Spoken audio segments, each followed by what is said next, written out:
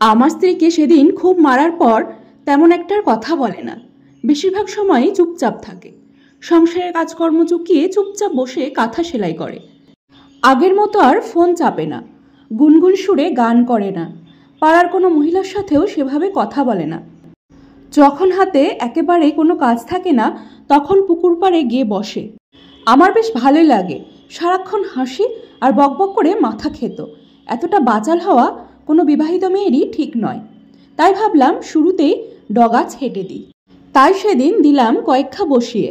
সেদিন অর্পি শুধু নির্বাক হয়ে তাকিয়েছিল, তার চোখের জল টলমল করে উপচে পড়তে চায়। আমি হাত উঁচু করে বলেছিলাম, যদি সে কাঁদে তবে তাকে খুন করে ফেলব। সেই যে চুপ হয়ে ভয়ে এখন সে কাঁদতেও ভুলে গেছে। বেশ খেয়াল করে দেখেছি যে তার ফোনে কোনো কলও আসে না। একটা আশঙ্কা নিয়ে অর্পির ফোন নিয়ে দেখি ফোনটা খোলাই আছে। আমি অবাক হলাম এই ভেবে ফোন খোলা অথচ কেউ ফোন করে না। অবশ্য ফোন করবে কে? বাবার বাড়ি থেকেই কোনো খোঁজ নেয় না, তার আবার অন্য লোক। বিয়ের সময় বাবার বাড়ি থেকে যা যা দেবার কথা ছিল করোনার জন্য তাদের আর্থিক অবস্থা ভালো না বলে দিতে পারেনি বলেই যোগাযোগ করে না তারা।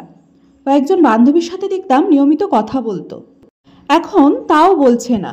কল লিস্ট এবং সেভ করা নম্বর চেক করে দেখি সেখানে শুধু আমার আর আমার আত্মীয় স্বজনেরই নাম্বার।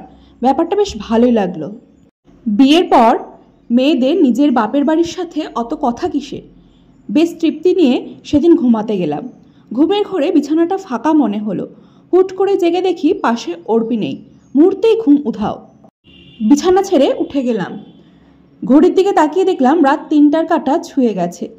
ঘর ছেড়ে বারান্দায় এলাম, সেখানেও অর্পি নেই। পাশের কামরায় উকি দিয়ে দেখি জানলা দিয়ে সে আকাশ দেখছে।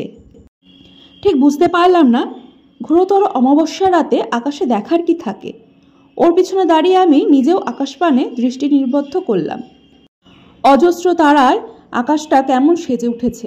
তারার অস্পষ্ট আলোতেও প্রকৃতি সত্যি মোহনীয় সাজের দ্যুতি ছড়াচ্ছে।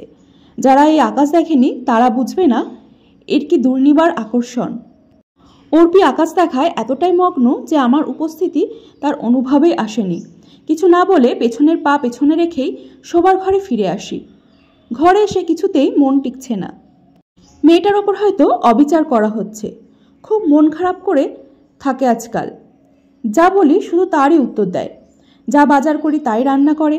বিগত ৬টি মাস ধরে সে মুখ ফুটে কিছুই খেতে চায়নি। কেমন যেন বোবা হয়ে গিয়েছে। আদরও নির্লিপ্ত থাকে, শাসনেও তাই। কেমন যেন জড় পদার্থের মতো হয়ে গিয়েছে। খাঁচায় ভরা পাখির মতো মাঝে মাঝে ছটপট করে সে। তবে কি অর্পি মুক্তি চায়? মনটা খুব খারাপ হয়ে গেল, কারণ বিয়ের সময় আমি আর্থিক কিছু না পেলেও বলতেই হয় যে একটা খুব সাংসারিক বউ পেয়েছি। আর মেয়েটা অসম্ভব লক্ষ্মী ধরনের একটা মেয়ে। সারাদিন শেষে ও তো শুধু বান্ধবীর সাথেই কথা বলতো। বাস্তবিক পক্ষে অর্পি খুব ভালো মানুষ, খুব ভালো মনের সে। তবে ওকে হারাবার কিসের ভয় আমার? তবে কি আমি সন্দেহ বাতিগ্রস্ত? না, আর দেরি করা চলবে না। আগামীকালই আমি একজন সাইকিয়াট্রিস্টের কাছ থেকে পরামর্শ নেব। ৭-৫ ভাবতে ভাবতে কখন যে ঘুমিয়ে গিয়েছি জানি না। সকালে সবার চেঁচামেচিতে ঘুম ভাঙল।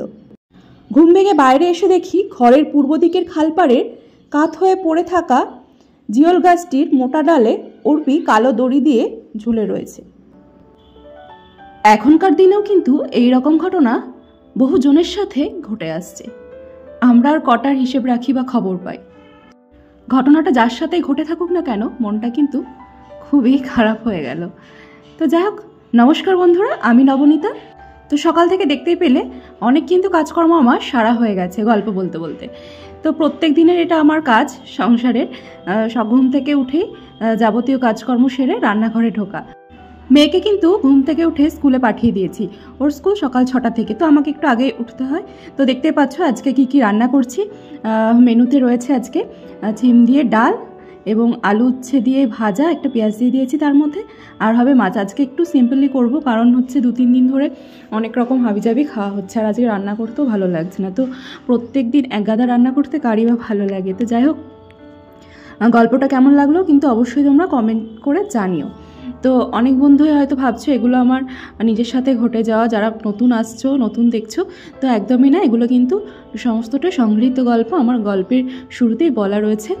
তো আমার কাজবাজ সারাদিনের কেমন লাগছে, আমার গল্প মানে নতুন একটা ভাবনা চিন্তা ব্লগের সাথে সকলের গল্প তুলে ধরার, এটা কেমন লাগছে তোমাদের কাছে আমাকে কিন্তু অবশ্যই জানাবে, ঠিক আছে? তো দেখো আমার কিন্তু রান্নাবান্না সেরে খাওয়া দাওয়া হয়ে গেছে সকালে। এবার আমি একটু রান্নাঘরটা পরিষ্কার করে নেব, বাসন টাসন মেজে, তো তারপর একটু রেস্ট নেব। তারপর আমার রয়েছে প্রতিদিনের যেটা কাজ, ভিডিও এডিটিং করা। তো যাই হোক, তোমরা কেমন আছো অবশ্যই কমেন্ট করে বলো, এবং কোথা থেকে দেখছো সেটাও বলবে, আর কেমন আছো আর ভিডিও কেমন লাগছে সেটা কিন্তু অবশ্যই বলবে, তাহলে আমি একটু উৎসাহিত বোধ করি তোমাদের ভালো ভালো কথায়। তো খুবই ভালো লেগেছে আমার আগের ভিডিওটায়, তোমরা এত ভালোবাসা দিয়েছো, সে আর বলার না। যাই হোক, কষ্ট করলে তো একদিন দেখবে তার ফলটা পাওয়াই যায়।